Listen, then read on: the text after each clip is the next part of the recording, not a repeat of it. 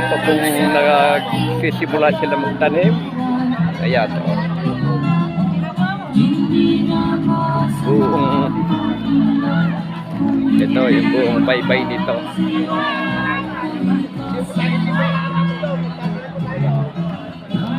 Ngayon we would like to greet happy birthday kay Ma'am Elisa Amon. Ang tinatanim ay kaong. Nasa 1,000 binhi ng kaong. 1,000 puno ng kaong ang tinatanim dito. Yan, napakarami yung mga NGOs, mga matapit mga pamahalang bayan, masarap. iba't-ibang cause-oriented groups na ayun po sila.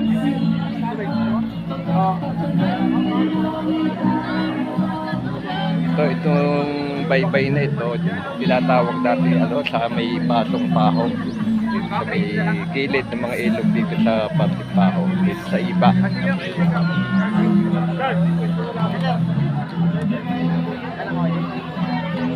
Kasalukuyan pa sila nagtatalim. Wow! Oh, ito. Diba si Chef? Hello, Chef! Hello. Hello! Kasama kami dito sa street vlog.